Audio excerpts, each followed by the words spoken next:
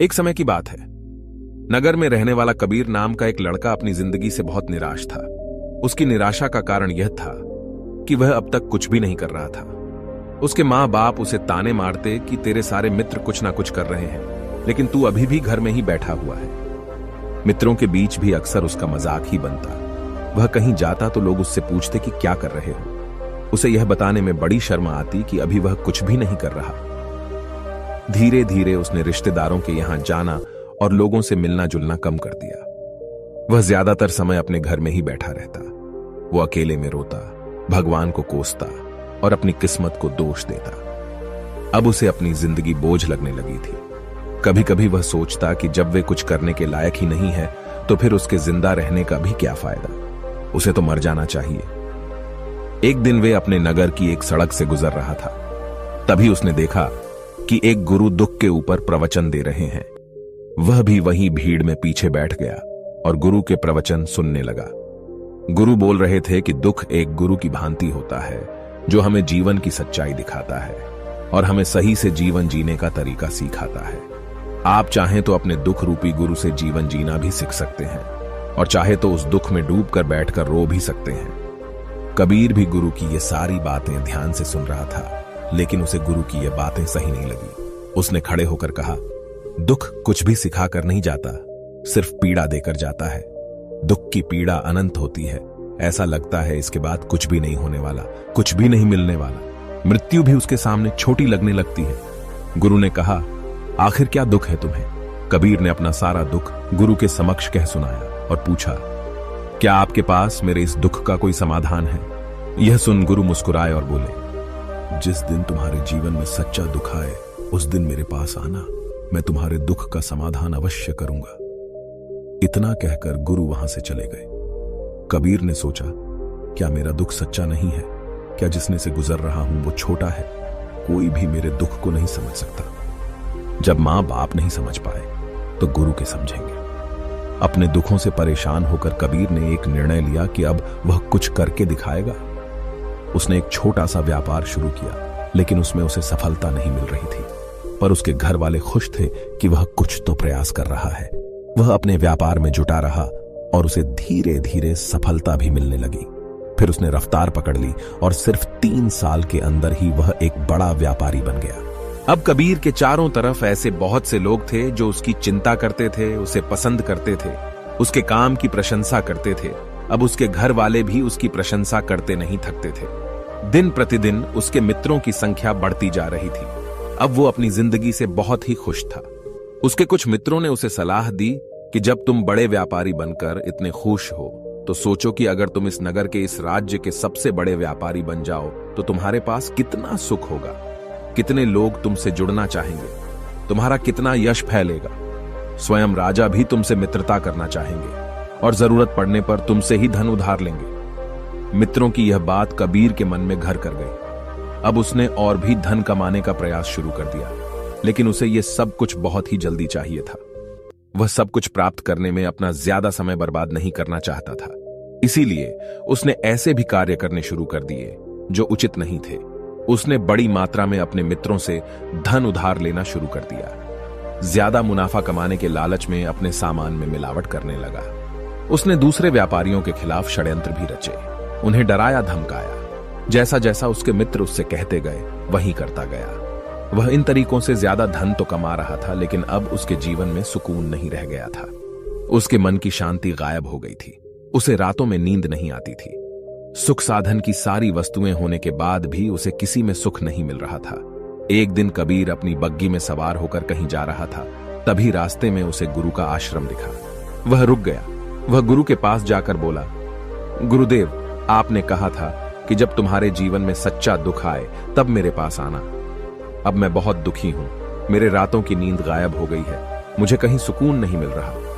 इस तरीके से कबीर ने अपनी सारी समस्या गुरु के सामने कह सुनाई।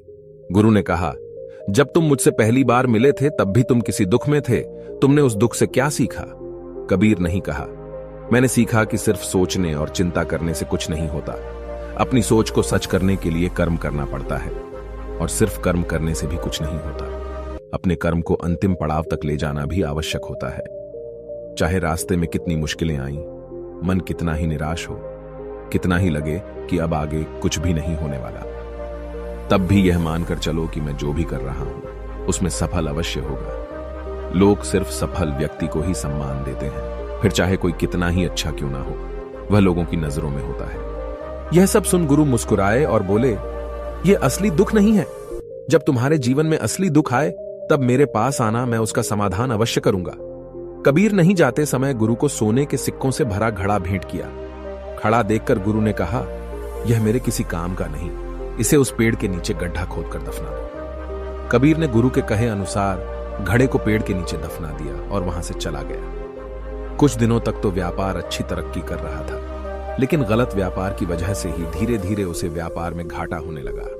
उसकी सारी धन संपदा धीरे धीरे खत्म होने लगी और एक दिन ऐसा आया जब उसके पास कुछ भी नहीं बचा और वह कर्जे से लग चुका था। लेकिन वह निश्चित था, क्योंकि उसने सारा कर्ज अपने मित्रों से ही लिया था। मैं सोचता था कि उसके मित्र बुरे समय में उसका साथ देंगे, लेकिन ऐसा कुछ भी नहीं हुआ। बुरा समय आते ही मित्रों ने ही सबसे पहले अपना उधार मांगना शुरू किया और उधार वापस न करने पर जान से मारने की धमकी भी दी। उसके शुभ चिंतक, उसे चाहने वाले सब उससे दूर हो गए। उसके वो मित्र जो उसके साथ मौज मस्ती किया करते थे, अब उससे दूर भागने लगे। उसके परिवार वाले उसे उसकी गलतियां और कमियां गिनाने लगी। उसकी सारी संपत्ति नीलाम हो गई और उसके पास कुछ भी नहीं बचा। उसने अपने पिता से सहायता मांगी तो पिता ने कहा, मेरे पास ये थोड़ी सी ही संपत्ति है, अगर मैं यह भी तुम्हें दे दूंगा तो तुम्हारी मां को कहां रखूंगा? इस संपत्ति हमारा आखिरी सहारा है। कबीर के भीतर बहुत गहरा दुख। उसके आसपास ऐसा कोई भी नहीं था जो उसके दुख को समझ सके, उसे संभाल सके। लोगों से मिले इस धोखे और विश्वासघात की वजह से वह अंदर तक टूट गया। उसे लगने लगा, अब जीने का क्या मतलब? अब तो मृत्यु हुई एकमात्र सहारा है, वो है आत्महत्या करने। एक भारी की तरफ जा रहा था कि तभी उसे याद आया, गुरु ने कहा था, जब तुम्हारे जीवन में असली दुख आए तब मेरे पास आना। कबीर गुरु के पास गया और अपना सारा दुख के सुनाया। वहीं आंखों में आंसू भरकर बोला, मेरे इस दुख का समाधान कीजिए। गुरुदेव गुरु ने कहा, जब तुम्हारे जीवन में असली दुख आए तब मेरे पास आना, मैं उसका समाधान अवश्य करूंगा। कबीर ने कहा, क्या अभी जो मेरे जीवन में घट रहा है वो दुख नहीं है? आखिर असली दुख होता क्या है? गुरुदेव गुरु ने कहा, सबसे पहले तुम ये बताओ कि तुमने अपने इस दुख से क्या सीखा? कबीर नहीं कहा, मैंने सीखा कि जो लोग हमारी सफलता, हमारी तरक्की की वजह से हमारे जीवन में आए हैं, वो हमें धोखा अवश्य देंगे, क्योंकि वह बुरे समय में हमारे साथ खड़े नहीं होंगे। वह केवल अच्छे समय में हमारा फायदा उठाएंगे और बुरे समय में छोड़कर चले जाएंगे।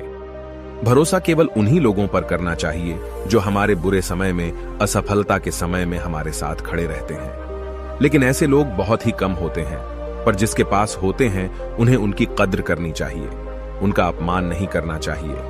मैंने यह भी सीखा कि कभी किसी के खिलाफ षड्यंत्र नहीं रखना चाहिए।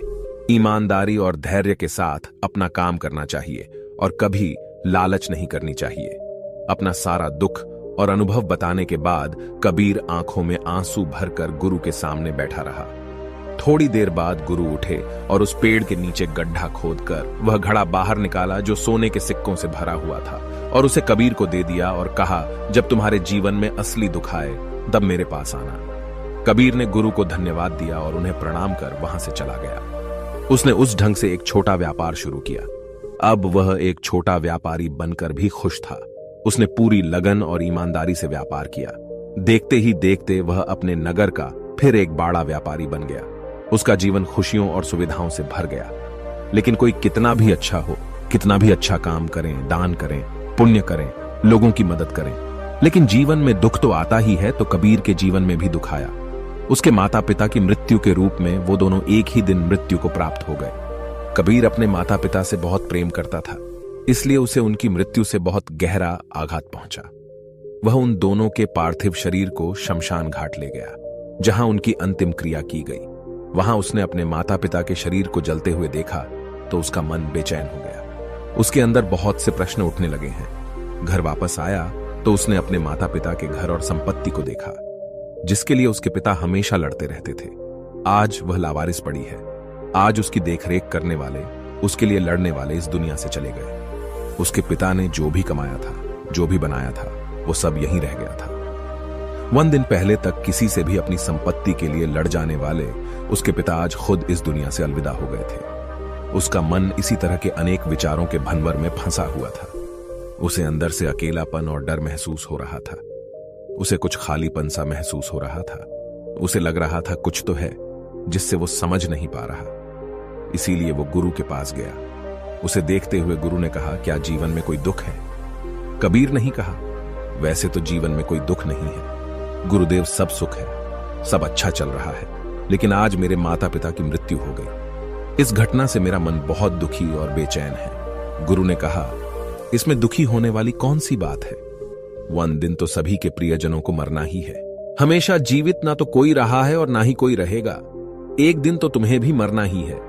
हो सकता है कल ही मर जाओ या आज भी मर सकते हो। कबीर ने कहा, ये आप क्या कह रहे हैं? गुरुदेव कि मैं भी मर जाऊंगा, पर मैं तो अभी जवान हूं। गुरु ने कहा, इस भ्रम में तो सभी जी रहे हैं कि मृत्यु दूसरों को आती है, बूढ़ों को आती है, लेकिन बूढ़ों के सामने ही जवान मर जाते हैं, बच्चे मर जाते हैं। मृत्यु का किसी की उम्र से कोई संबंध नहीं है, तो सबको अपना बना लेती है। गुरु की यह बातें कबीर के मन में घर कर गई और वह चुपचाप वहां से चला गया। लेकिन उसका मन अभी बेचैन था, अब भी था। वह कुछ खालीपन सा महसूस कर रहा था। वह पूरे दिन अपने बारे में सोचता रहता कि वह कौन है, इस दुनिया में क्यों आया है, क्या सिर्फ चीजों का उपयोग करना और मरना ही जीवन का लक्ष्य है? ऐसे ही बहुत से प्रश्न उसके मन में लगातार उठ रहे थे, लेकिन उसे अपने किसी भी प्रश्न का उत्तर नहीं मिल पा रहा था और उसका दुख दिन प्रतिदिन बढ़ता जा रहा था। इसीलिए कुछ दिनों बाद वह फिर गुरु के पास पहुंचा और बोला, गुरुदेव, मैं बहुत दुखी हूं क्योंकि मैं यह नहीं जान पा रहा हूं कि मैं कौन हूं और इस दुनिया में क्यों आया हूं। यह सुन गुरु मुस्कुराए और बोले, आज पहली बार तुम्हारे जीवन में सच्चा दुख पैदा हुआ है। वास्तव में यही है जो दुख कहलाने के लायक है कि हमें पता नहीं कि हम कौन हैं, क्यों आए हैं, क्या करना है, कैसे करना है। कबीर नहीं कहा, गुरुदेव मेरे इस दुख का समाधान कीजिए। गुरु ने कहा, हम सभी इंसान जीवन भर का इकट्ठा करते रहते हैं। कबीर नहीं कहा, हम सभी इंसान जीवन भर धन, संपत्ति, मान, सम्मान, परिवार, मित्र, शत्रु, पद, प्रतिष्ठा इत्यादि इकट्ठा करते रहते हैं। गुरु ने कहा, क्या इन इकट्ठा की हुई सभी चीजों में से एक भी चीज को अपने साथ ले जा सकते हैं? कबीर ने कहा, नहीं गुरुदेव, इनमें से कुछ भी साथ नहीं जाता। मेरे माता पिता के साथ भी कुछ नहीं गया, सब तो यहीं छूट गया, हर परिवार, संपत्ति, सब कुछ। गुरु ने कहा, अब मेरी बातों को ध्यान से सुनना। इस दुनिया में हमें जो इकट्ठा करना चाहिए वो तो हम कभी इकट्ठा करते ही नहीं। चीजें हमारे सामने ही होती हैं, लेकिन हम उन्हें देखने का प्रयास ही नहीं करते। इस दुनिया में हमें जिस चीज को इकट्ठा करना है वो हम खुद हैं। हमें खुद को इकट्ठा करना है ताकि जब मृत्यु हो तो हम एक हो सके और स्वयं को पहचान सके। हम भीतर से बंटे हुए हैं। हम बंटे हुए हैं प्रेम में, नफरत में, क्रोध में, जलन में, क्रूरता में, धन में, संपत्ति में, पद में, प्रतिष्ठा में, मान में, पहचान में, धर्म में, जाति में, ऐसे ही सैकड़ों हजारों चीजों, और वास्तव में हम बंटे हुए हैं। हम टुकड़ों में जीवन जी रहे हैं। इस बंटवारे की वजह से हमारी चेतना कभी एक नहीं हो पाती। हमारी चेतना शक्ति बिखर गई है। इसीलिए हमारे पास इतना भी समय नहीं है, इतनी भी ऊर्जा नहीं है कि हम मुड़कर एक बार अपने भीतर देख सकें। वास्तव में जिस धन की कमी, सुविधाओं की कमी, मान सम्मान की कमी को लोग दुख समझते हैं और जीवन भर उसे दुख बोलकर रोते रहते हैं और उनका समाधान खोजने का प्रयास करते रहते हैं, उन्हें उसका समाधान कभी मिलेगा ही नहीं। क्योंकि जिन्हें लोग दुख कहते हैं वो असली दुख है ही नहीं। वो तो सिर्फ इंसान की चाहत है, उसकी इच्छा है जिसकी पूर्ति कभी नहीं की जा सकती। इसीलिए यहां व्यक्ति को ऐसे दुखों का कभी समाधान मिला ही नहीं। इसीलिए इन सब के ऊपर अगर अपने दुखों का परम समाधान चाहिए तो सबसे पहले अपने आप को इकट्ठा करो। अपनी ऊर्जा को इस संसार से वापस खींचो और एकत्रित करो। अपने ऊपर ध्यान दो, खुद पर ध्यान लगाओ। मृत्यु से पहले अपने आप को पहचान लो। ऐसे ही बिखरे हुए मत चलो। कबीर नहीं कहा तो क्या गुरुदेव हमें यह संसार छोड़ देना चाहिए? अपनी सभी इच्छाओं को मार देना चाहिए। किसी से प्रेम नहीं करना चाहिए। धन संपत्ति नहीं इकट्ठा करनी चाहिए।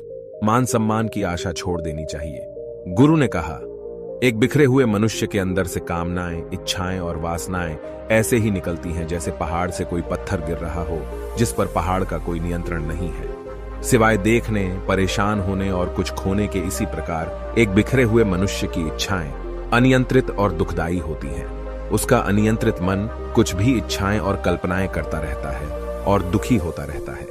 लेकिन जब व्यक्ति एकत्रित हो जाता है तो वह जो भी करता है सब उसके नियंत्रण में रहता है। तभी इच्छाएं भी उसकी इच्छा से निकलती हैं। कबीर ने कहा, गुरुदेव, आपने मेरे सच्चे दुख का समाधान कर दिया। आपका बहुत बहुत धन्यवाद। आपसे मैं खुद को एकत्रित करने का प्रयास करूंगा। गुरु ने कहा, मानव शरीर में बहुत ऊर्जा है, बहुत शक्ति है, पर यह बेकार के कामों में बाज कर रह गई है, चीजों में लगी रहती है। यह ऐसा ही है जैसे कि एक अत्यंत शक्तिशाली मशीन किसी बच्चे के हाथों में दे दी गई हो और वह बिना सोचे समझे, बिना किसी नियंत्रण और जानकारी के बस इसकी शक्ति को कहीं भी बर्बाद कर रहा हो। इसीलिए अपनी चेतना की शक्ति पर ध्यान दो और इसे एकत्रित करो। कबीर को अपने प्रश्नों का उत्तर मिल चुका था। उसने गुरु को धन्यवाद किया और चुपचाप वहां से चला गया। दोस्तों, उम्मीद है कि आपको यह कहानी पसंद आई होगी। यदि आप ऐसी और मजेदार कहानियों और संदेशों को और सुनना चाहते हैं तो हमें सब्सक्राइब करें। नमो बुद्धाय।